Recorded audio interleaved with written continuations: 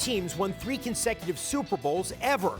But standing in Kansas City's path, an Eagles team that made its own history in advancing to Super Bowl 59, scoring 55 points against Washington. So will Patrick Mahomes thwart Andy Reid's previous team again? Or will Saquon Barkley and company put an end to the Chiefs' championship streak? Today on the Sports Reporters, looking ahead to Super Bowl 59.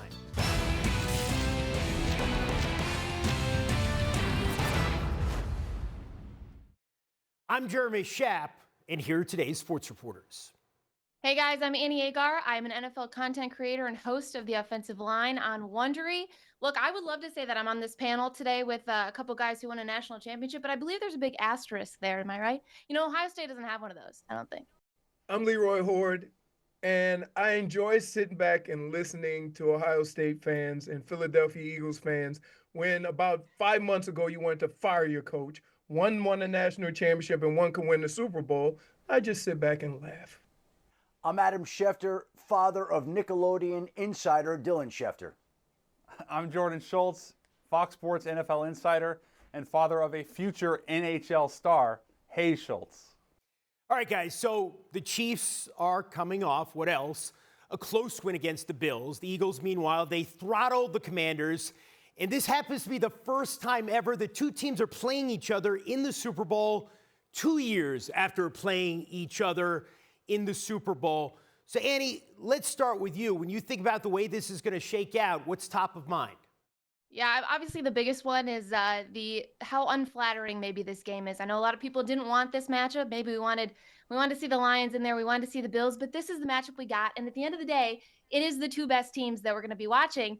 And, guys, the people that don't want to watch this game, football in New Orleans is already unwatchable. Let's be honest. I'm talking about the Saints, obviously.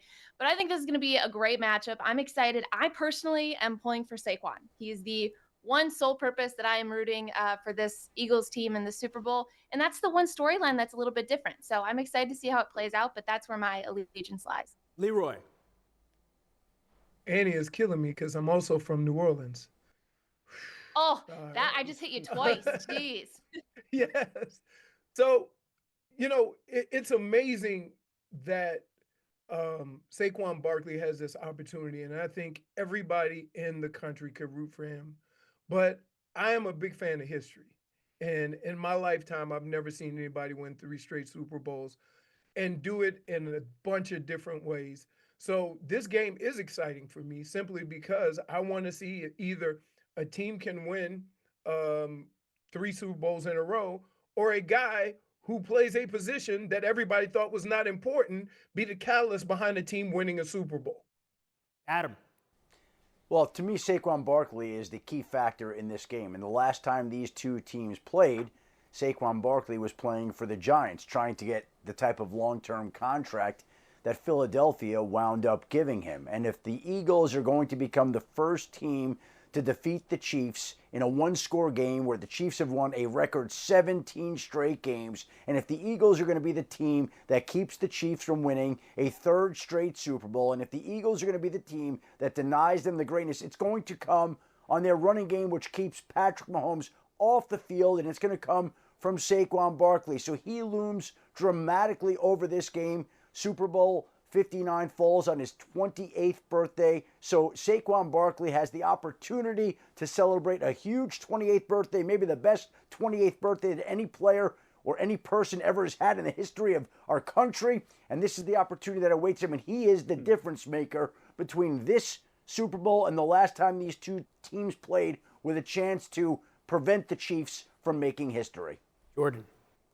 Well, Jalen Hurts has been unbelievable in these playoffs, especially the last couple games, really showcasing why and how he was an MVP candidate in 2022. No turnovers in the playoffs. This is the best football he's played since then.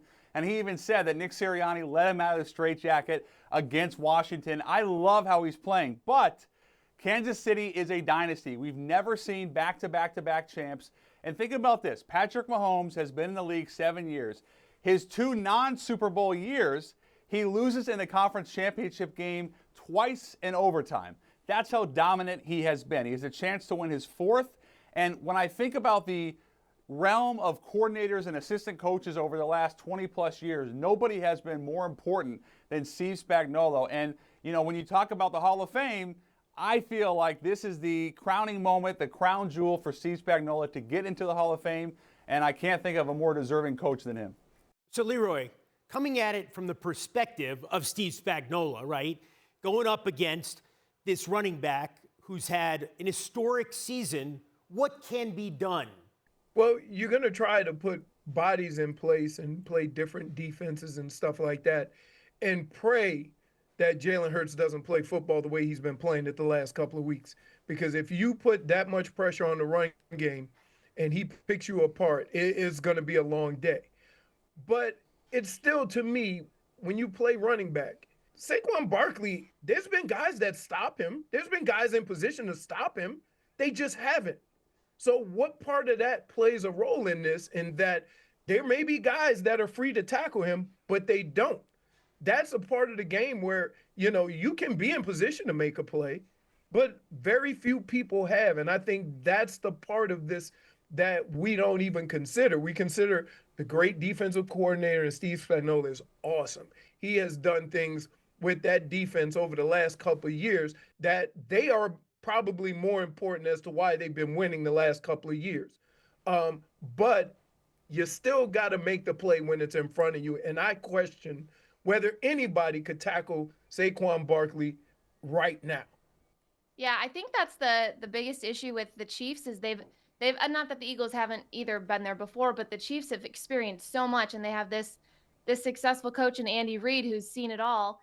And that would be a concern for me because they utilize guys that you would never have thought of, on that last key play in the game. They went to Samaje Perine, like Juju was more effective than Travis Kelce with 19 yards, by the way. That's kind of a concern for me with the Chiefs, and the Eagles really have to be at their best. And like Leroy was just saying, you need to have an insane game by Saquon, obviously, but then you also need to have a great game by Jalen Hurts, which we've seen that happen last Super Bowl. He was close to 400 yards. He can throw the ball. But yeah, I think that would be a concern with the Chiefs for me, and I think the Eagles can tackle that. One other thing to add about Steve Spagnuolo that I think is interesting, we're rounding out and finishing up a coaching hiring cycle. And I think Steve Spagnuolo got one interview in the cycle with the Raiders, and the Raiders opted for Pete Carroll. Now, the last time Steve Spagnuolo was a head coach was back in St. Louis, and I would think that since that experience, he's learned an awful lot. And it's amazing to see the success that he's had in Kansas City and the amount of respect he's garnered from his players and fellow coaches, and yet he still hasn't gotten an opportunity. There, as we tape this, is one opening out there right now, New Orleans. Why would New Orleans not want to speak to Steve Spagnuolo if it had the opportunity, and why are these other teams bypassing the opportunity to hire one of the great coordinators in the game, a man who's learned from his previous mistakes, a man who I'm sure would be much more effective in his second go-round as a head coach? Instead, the rest of the league leaves him to be one of the best coordinators in the league for the Chiefs as they try to make their run for a three-peat here. Why is that, Jordan? Yeah, I was going to actually ask Adam the same question because I agree.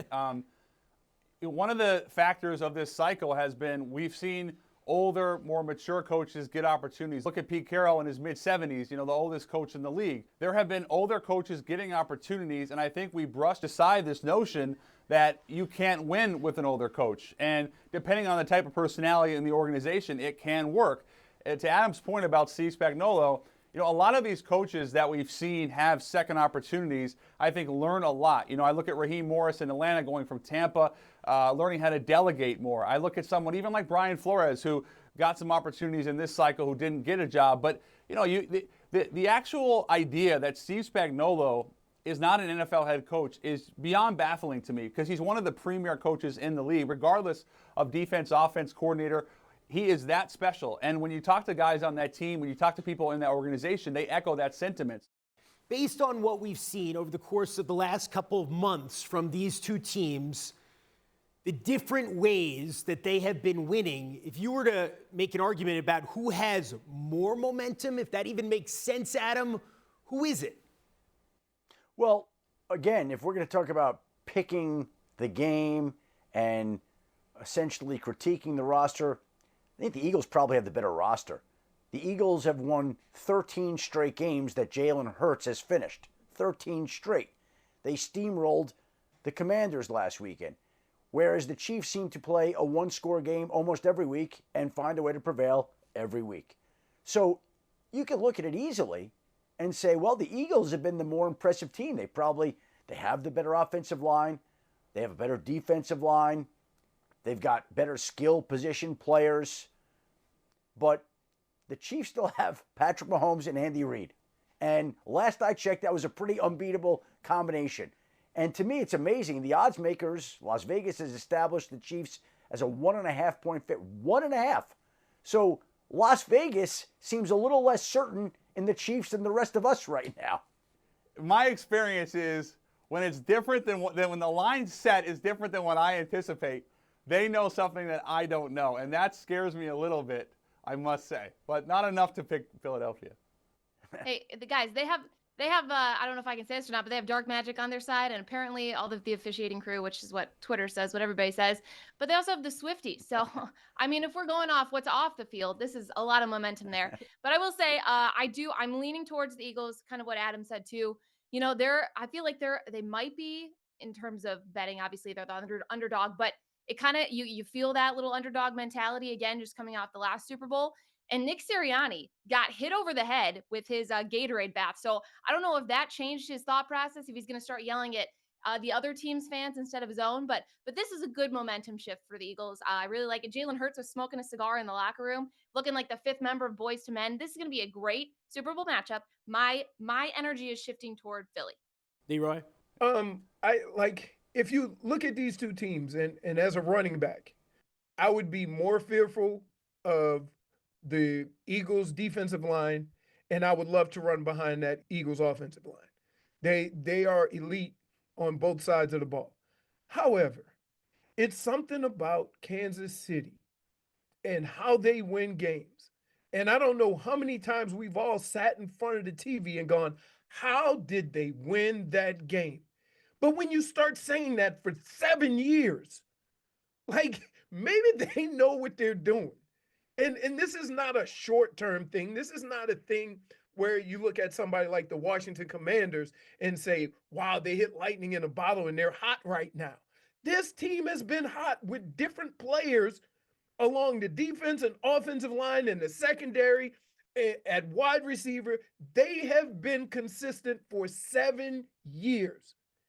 And I'm just going to make the assumption that they'll be successful again. If you had to pick one player we haven't named, not from among the usual suspects, who could be the difference maker, who do you think it might be, Adam? I'll go back to being with the Eagles this summer and them saying that the toughest guy on their team, maybe the most well-respected guy on their team, is a wide receiver by the name of Devontae Smith. And Devontae Smith has come up big in big spots, and I don't know that we've seen the best of Devontae Smith in the postseason so far. And if there's a guy that embodies that team more so than I think many people realize, it would be that wide receiver. And if they're going to find a way to win the game, it's going to be with a player that people aren't talking about quite as much but has that kind of ability. So I'll give you Devontae Smith as a guy to watch on Super Bowl Sunday.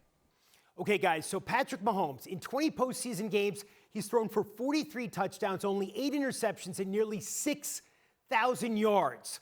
Leroy, what can the Eagles do to stop him? Well, one, he can't beat you if he's not on the field. And that's one of the things that a lot of teams try to do is look, let's control the lines of scrimmage. And that's something that Philly does really well. They control the offense and defensive line of scrimmage. So they're going to have an opportunity to win a game just based on that. The other thing is look, football has always been this standard. We're going to make you have 10, 12 play drives. And at some point, you're going to screw it up. Now, the thing about Kansas City, that's where they live. We'll have a 10-play drive. It's no big deal to us. We'll go 2nd and 5, 3rd and 4, first, all the way down the field. They play that way.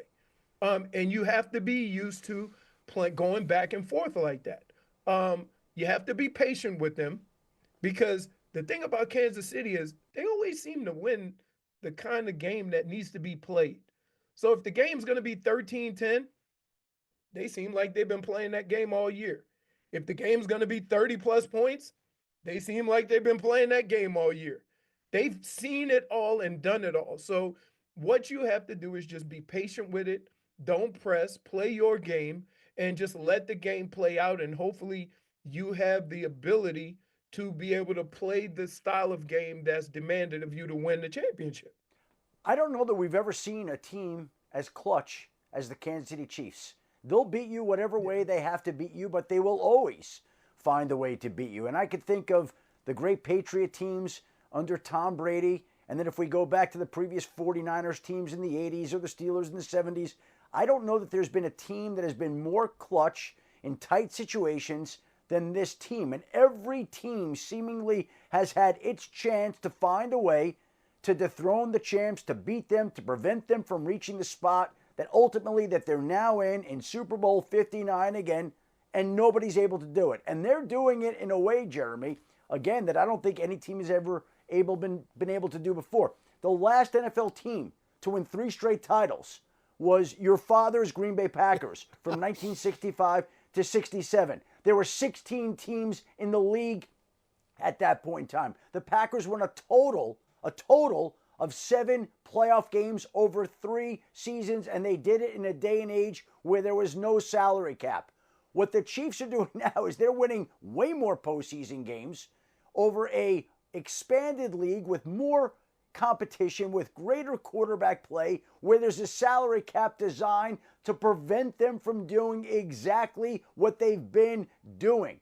And so when everybody stops and says all the time, well, who are you picking to win the Super Bowl? I never like to pick winners, but I would say that anybody picking against the Chiefs is not usually particularly intelligent, because that's a losing formula. If you pick the Chiefs, you're going to be right way more often than you're wrong.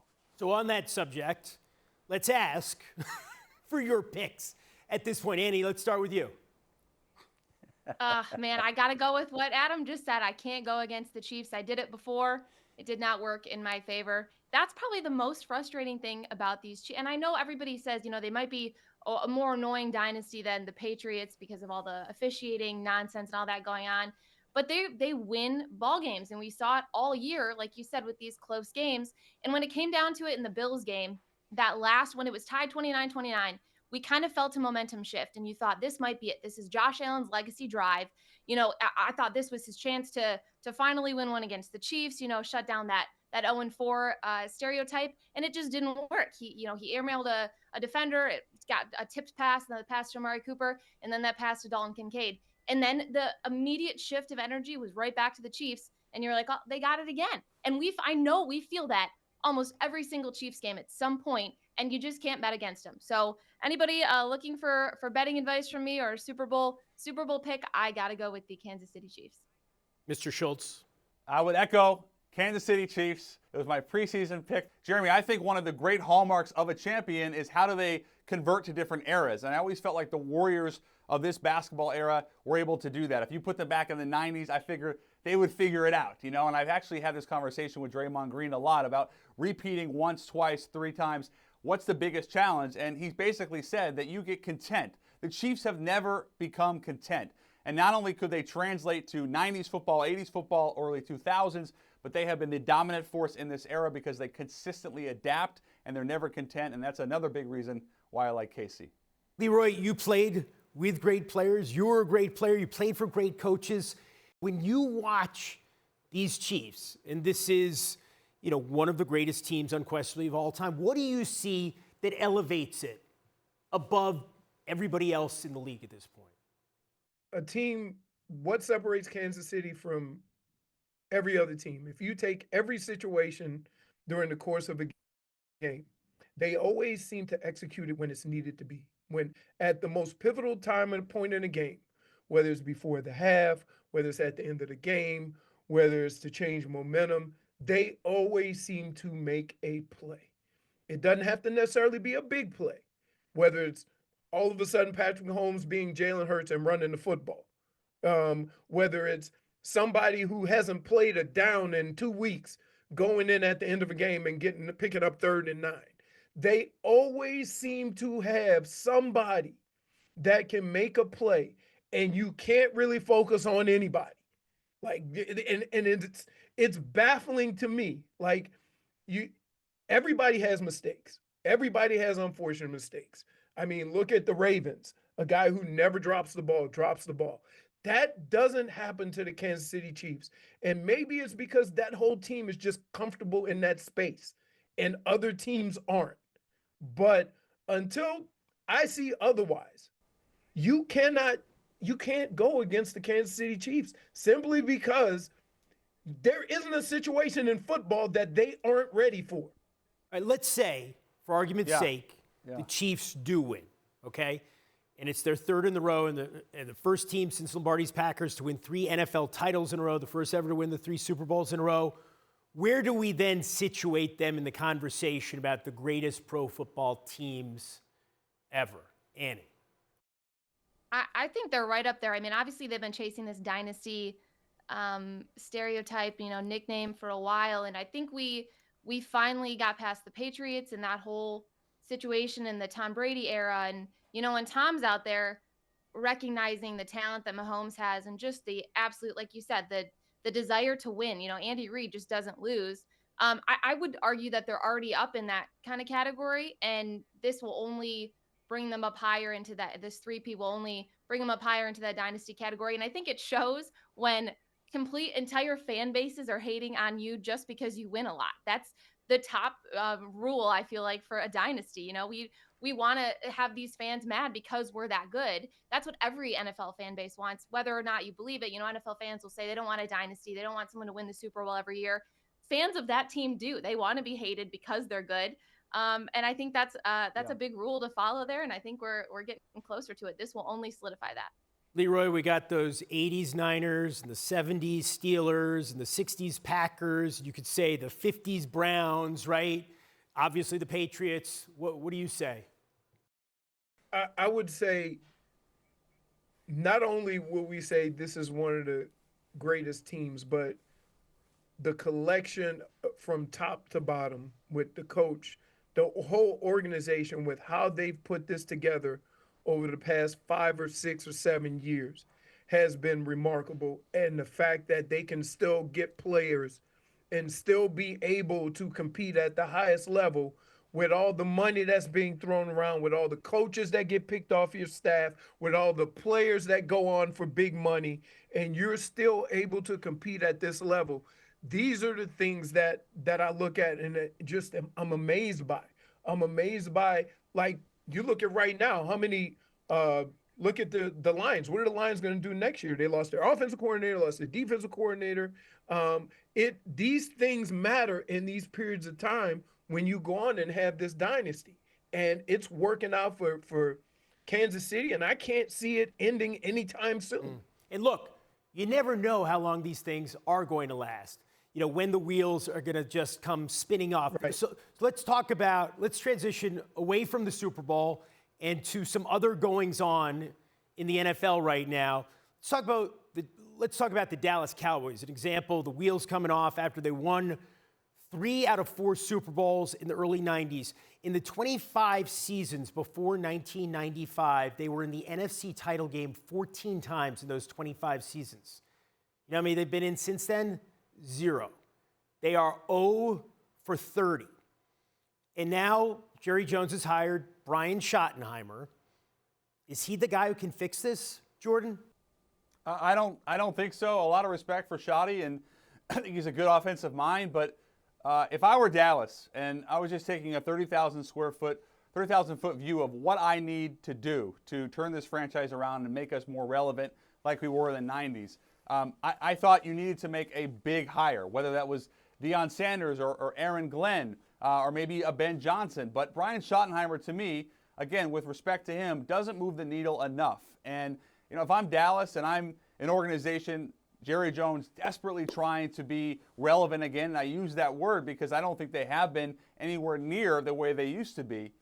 Yes, they are America's team, but I'm desperately trying to find the best option. And I guess I don't really know what the hurry was. I don't think they really had any competition for Brian Schottenheimer. So if that's the case, why not at least wait and try to push for Kellen Moore? I thought he would have been a better candidate. I think the job he has done this year in Philadelphia has been excellent. And obviously he's a candidate with the Saints, and he's been in Dallas. But if you want to bring someone that has been in your building, I get that. But I thought Kellen Moore fit that mold more. And I just didn't understand the hire, if I'm being completely honest.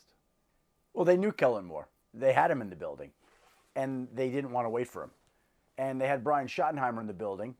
And Brian Schottenheimer, a dozen years ago, was the hot head coaching candidate that Ben Johnson and Aaron Glenn and Liam Cohen were in this cycle. That was once Brian Schottenheimer. And for whatever reason, he got bypassed the same way that Steve Spagnuolo got bypassed. And I know Cowboys fans aren't all that excited about the hire. But I think Dak Prescott has enjoyed working with Brian Schottenheimer.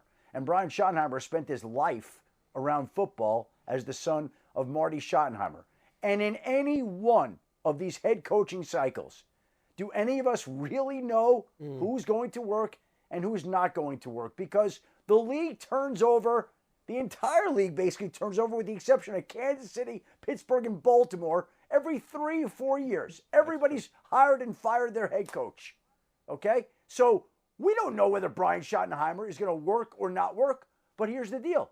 Jerry Jones believes in him, and they've had him in the building, and they know him, and he's the son of a football coach, and his chances of succeeding are as good as anybody else's hired in this head coaching cycle. We're arguing for Steve Spagnuolo getting an opportunity. Brian Schottenheimer, almost as worthy, just as worthy as Steve Spagnuolo. He's waited, he's bided his time, he's learned, he's grown. Maybe it's going to work, maybe it's not. But that's what the Cowboys believe gives them the best chance to win right now. And look, clearly Woody Johnson believes that Aaron Glenn is the guy. He's the guy he believes in New York. The question, though, and this is the portion of the program where we have to talk about the quarterback with the Jets. Does Aaron Glenn believe in Aaron Rodgers at this point? Leroy? I don't know if you want to be a new coach going on a team and beginning to coach a team and trying to set a culture. You got to have some extensive talks with Aaron Rodgers to see if he's on the same page. Because, you know, when you look at teams that do have success, a lot of them have that veteran leadership on the offensive side and the defensive side that when the coach is not around, they can keep everybody in check, keep everybody in line, keep everybody focused. And sometimes we all wonder if Aaron Rodgers is there. Is he off doing his own thing? He can play football, but is that going to be conducive to team success if everybody's not on the same page offensively and defensively? And so from that standpoint, I think they'll have a conversation. Keep in mind, Aaron Rodgers is going to be 41 years old. I don't know why everybody think 41-year-olds, just because Tom Brady did it, that everybody could do it. It's going to come to a screeching halt at some point. Do you want to be the head coach when that happens? So I don't know what that's going to be like. I don't know what Aaron Glenn is thinking. I don't know what the organization is thinking. But at some point, you're going to have a quarterback to play the position. Annie, have we seen the ignominious end to the ignominious Aaron Rodgers era in New York, or do you think it continues? What a great word. You know, he's not an enigma. He drinks green juice, people. You know, let me start by saying I love Aaron Glenn. I think he's a great head coach. He brings that biting kneecaps that he brought from Detroit. His opening presser, he talked about, you know, buckle your seatbelts, is going to be a ride. Well, the ride is as bad as Ryan Day in the golf cart. But the point is, he is a great coach, and he's looking for that leader. That's what Leroy just said. And Aaron is not, in my opinion, as a Packers fan, this is just coming from a fan perspective. I've heard great things about Aaron. You know, all these guys could probably tell you way better than I can just from a fan perspective. I think he's a great guy, but in terms of a leader, we saw what happened with the Jets. He threw more people under the bus than passes he threw this year. It was absolutely ridiculous, and I don't think that's what Aaron Glenn is looking for. And I know there's a cap situation too if he were to retire or if he were to come back with the Jets, so that money's an aspect there too. But in terms of a leader and what Aaron Glenn wants, I don't know if that's what the future of the Jets looks like. And in terms of that, I don't know where he goes from there. Jordan, I know you have some insights about the Aaron Rodgers situation. Yeah, you know, I think the perception I'd say it's safe to say the perception around the league is probably that Aaron will not be a Jet next year. I don't know if that's going to be the case. It would surprise me if he was. And I think when you talk about Aaron Glenn and what he wants to build, he talked a lot about accountability and responsibility. I thought he had an excellent press conference for what it's worth. I know it doesn't win games, but it was a good start. That being said, I don't see right now, as we sit at the end of January, a path where Aaron Rodgers is the quarterback next year of the Jets. I also don't know, and I'm not sure anyone really knows whether or not he wants to play football next year. But if he does, I would imagine there would be opportunities elsewhere. I would be surprised if it was with the New York Jets. All right, what other big offseason stories are you thinking about that might develop? Leroy? I would venture to kind of go into the realm of Adam Schefter here, the draft.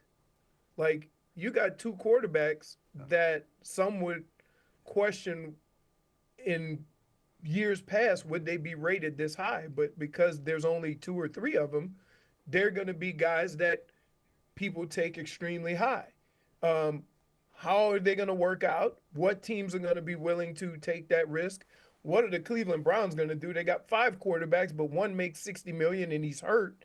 And so how much money can you invest in that position? And I'll just be curious to see going into the draft, what teams think that the 2 or 3 quarterbacks coming out can make an instant impact on their team. Jordan?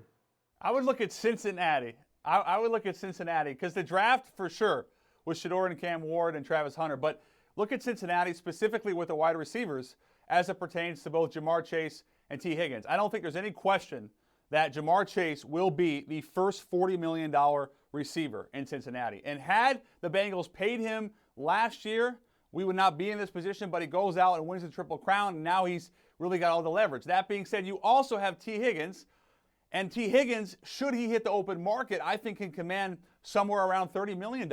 I don't know if that means a little bit less with Cincinnati. I also know that Joe, T, and Jamar all want to keep this thing together as they should, but money talks, and the Bengals traditionally do not break precedent. They did it with Joe Burrow. They're going to have to do it with Jamar. Will they do it with T. Higgins? That remains to be seen. Adam? Yeah, I'm going to go back to Leroy, a Michigan man. And he talked about the draft, and a quarterback going one has been as automatic as the Chiefs. A quarterback going one has been as automatic as the Chiefs winning the Super Bowl every year. And it certainly sounds like this may be the first year in a long time that we don't have a quarterback go number one. That's been the initial noise out of Tennessee. The fact that they're talking about taking a quote-unquote generational player, the fact that they're open to dealing the number 1 overall pick, and in a draft that has Travis Hunter and Abdul Carter, I think we will not be surprised, Jeremy, if there is a quarterback that doesn't go number 1. Adam Schefter, Leroy Hoard, Annie Agar, and Jordan Schultz. Thank you all very much. When I think about what makes covering sports so fulfilling, I think about how in sports we get to focus on triumphs, the indomitable human spirit, which is much less often the case if you're a news reporter, a business reporter, or even if you're a weather reporter. But to be sure, there is also heartache in the toy department and pain. And I'm not talking about the stuff of real life, the stuff off the field, off the court. I'm just talking about the games, the outcomes of plays and seasons for the fans and for the athletes. Think about what it must feel like to be a fan of the Buffalo Bills. I would argue there is no anguish in North American sports like the anguish of the Bills fan. Why? Because they are the ones who know best what it's like to nearly grasp the brass ring, only at the decisive moment to have it snatched away. Until 2004, this was the domain of the Red Sox fan. But they've passed the torch of despair to the Bills. They have the 4 consecutive Super Bowl losses, and more recently, the serial victims of the genius of Patrick Mahomes. Think about Josh Allen. No, in the real world, you can't feel sorry for someone with so much talent and success. But in the context of sports, you can, and we do. Alfred Lord Tennyson wrote, "Better to have loved and lost than never to have loved at all." A Bills fan might ask, but Al, what about the pain? Thanks for joining us for this special Super Bowl edition of the Sports Reporters.